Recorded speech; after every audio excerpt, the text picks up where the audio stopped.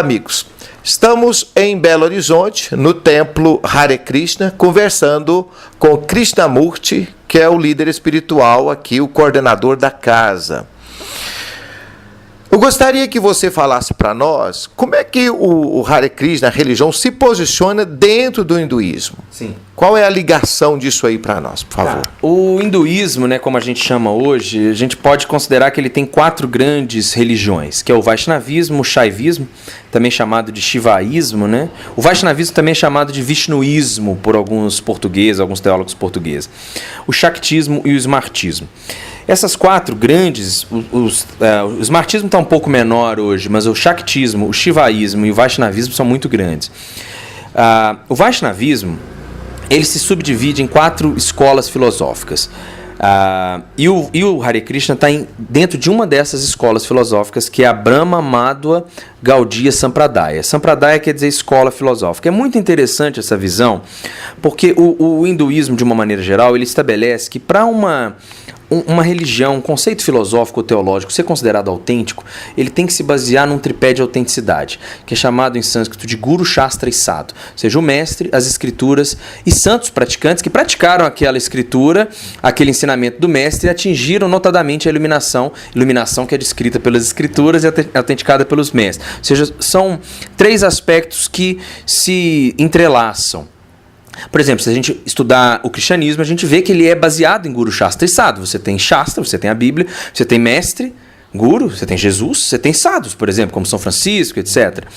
Então, dentro do hinduísmo, para uma corrente filosófica ser considerada autêntica, ela tem que te apresentar essa autenticidade, essa tradição. Ela tem que estar alicerçada nessa tradição de Guru, Shastra e Sadhu.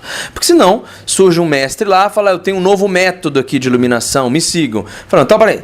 Aonde está nas escrituras descrevendo o seu método? Quais outros mestres já praticaram o seu método? Que santos, que pessoas se iluminaram a partir do seu método? Ninguém se iluminou, eu criei há 5 minutos atrás. Falei, então desculpa, seu método pode ser uma furada, pode até não ser, mas o que vai me autenticar isso?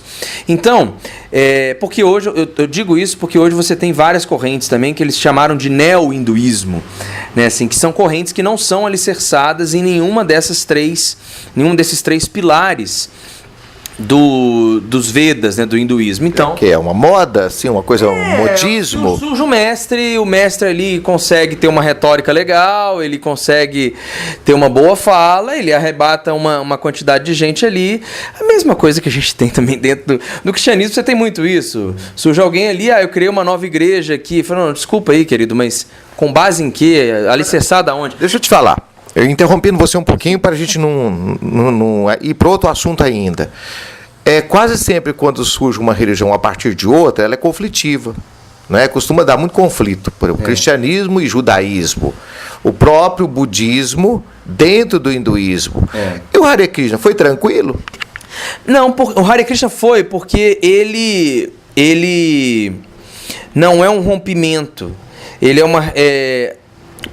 Essa escola que eu falei, a Brahma Madhva Gaudiya Sampradaya, que a gente pode chamar de Hare Krishna, ela surge na era moderna, na Idade Média, com um mestre chamado Chaitanya Mahaprabhu, que deixa diversos outros mestres que compilam toda uma literatura que alicerça o que Chaitanya Mahaprabhu conclui da literatura védica.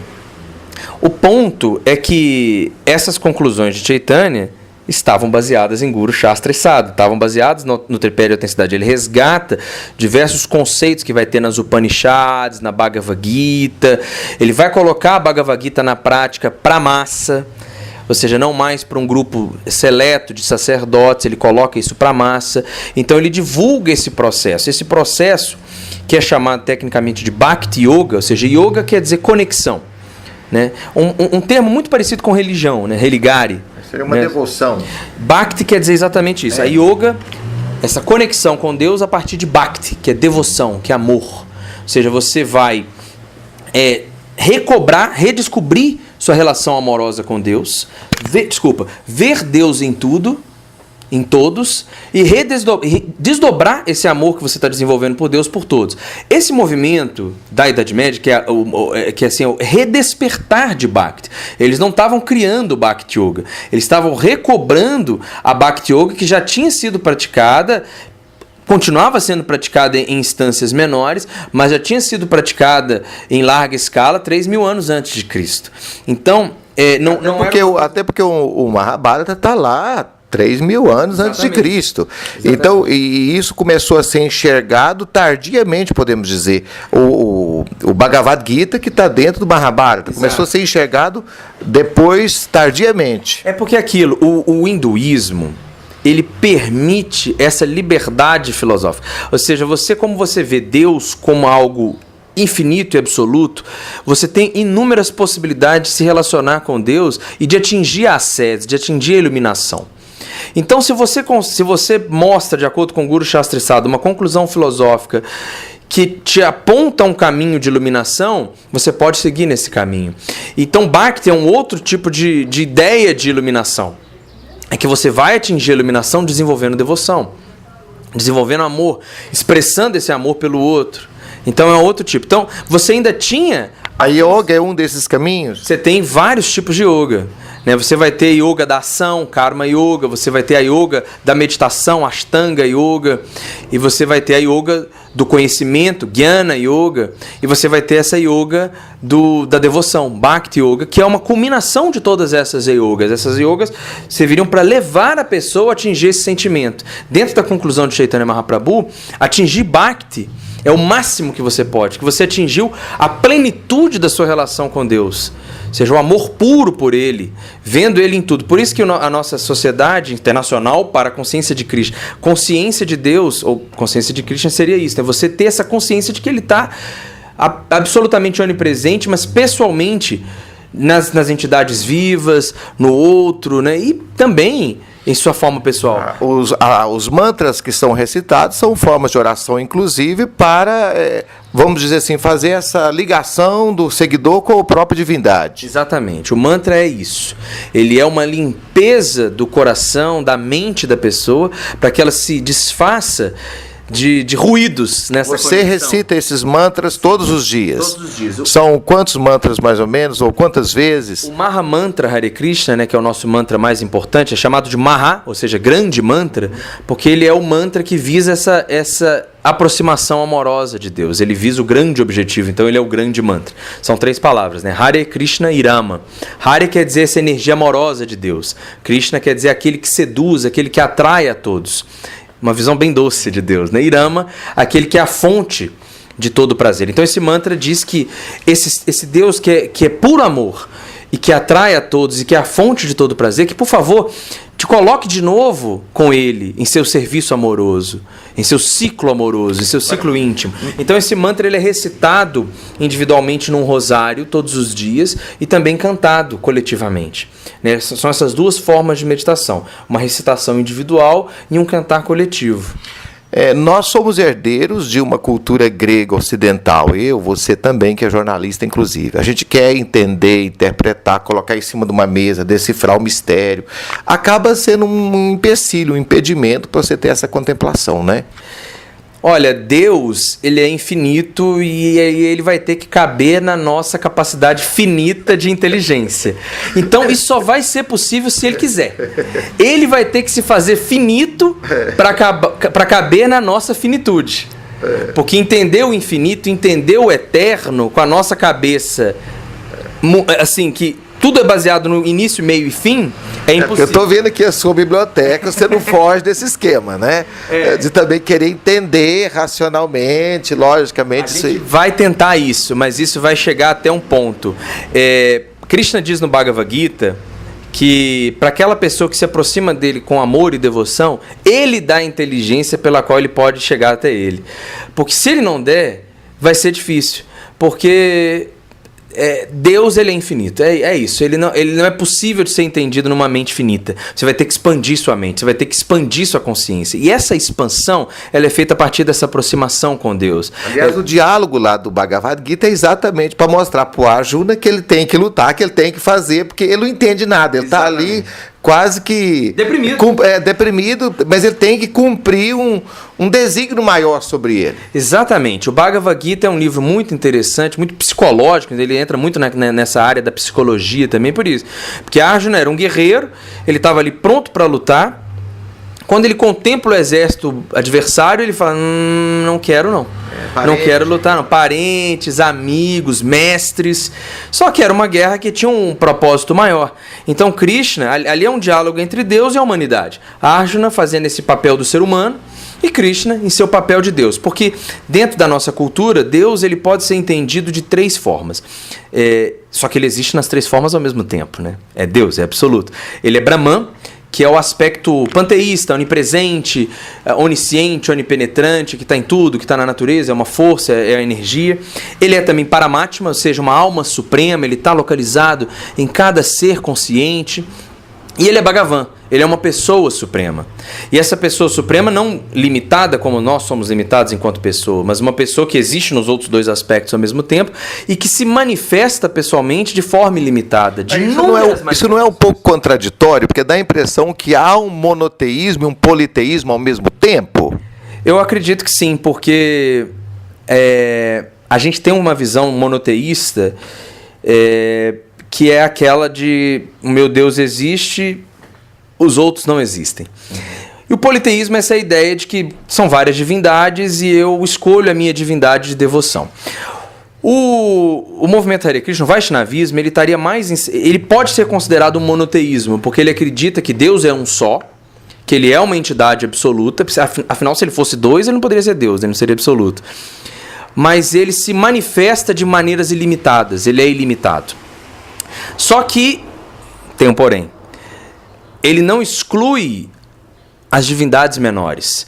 Por isso que tem até um outro termo para definir isso, que seria enoteísmo, que você entende que existe um Deus absoluto, existe um Deus único, mas existe semideuses, divindades menores. Mas o ponto dessa divindade pessoal, que é muito interessante, porque hoje, não sei porquê, padre, a gente criou uma dificuldade de entender Deus enquanto uma pessoa, apesar da gente ter um background cristão que contempla Deus no aspecto pessoal. Porque Jesus fala que ele é pai, que ele tem morada, que ele tem reino, que são aspectos pessoais de Deus. Fala que ele é imagem e semelhança, fala que... Ou seja, a quem morre na graça tem a contemplação de Deus face a face.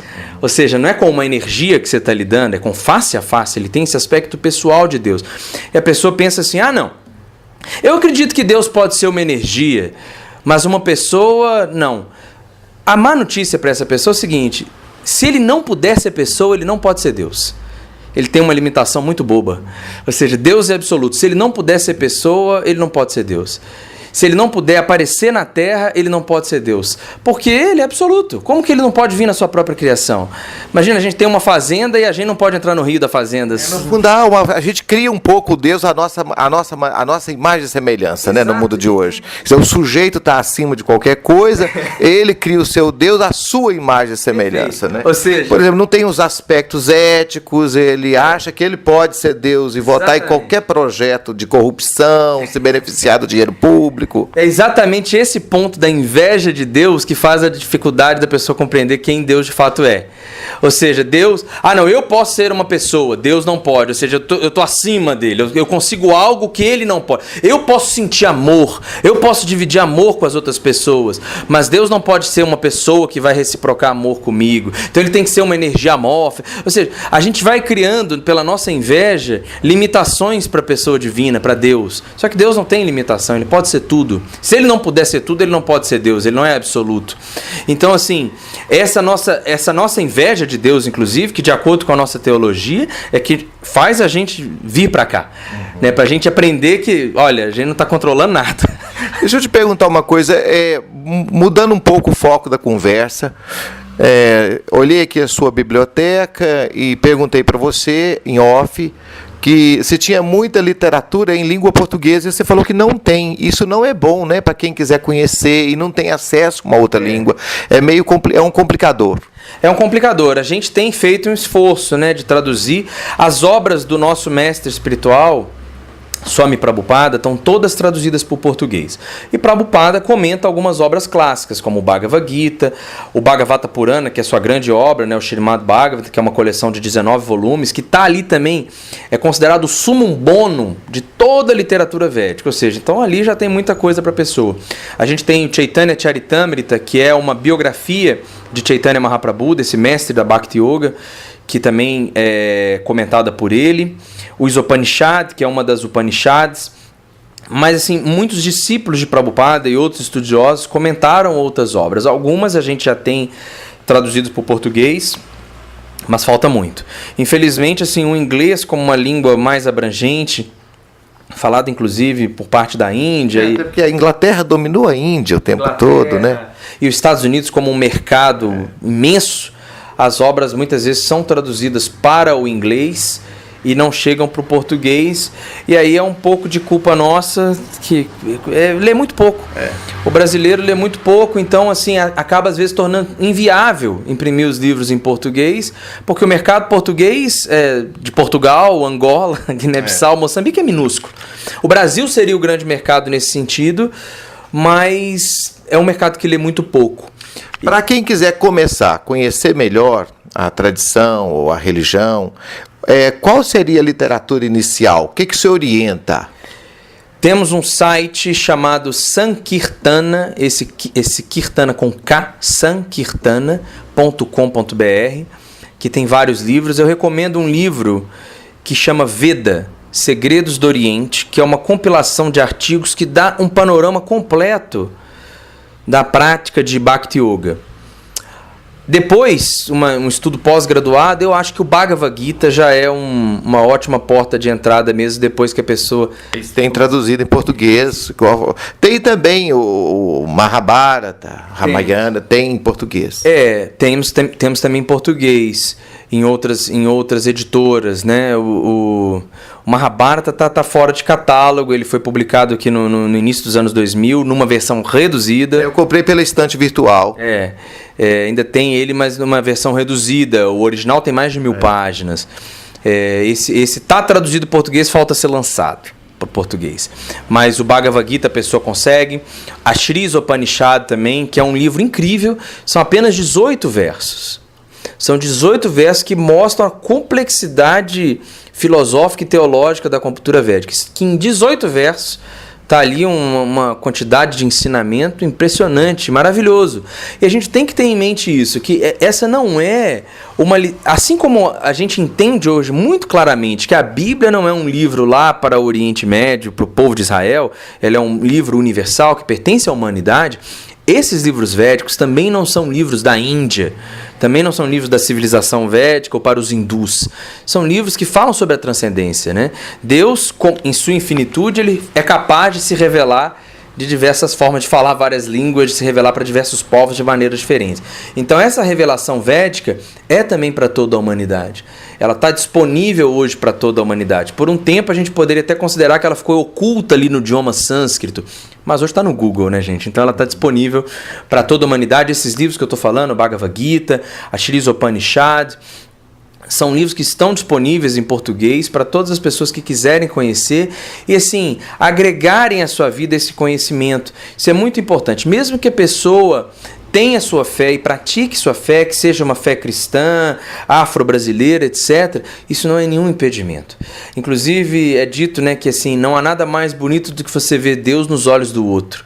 Isso reforça a sua fé, isso reforça a sua maneira de se relacionar com Deus, né? Ok, eu quero agradecer muito a você pela acolhida, pela entrevista.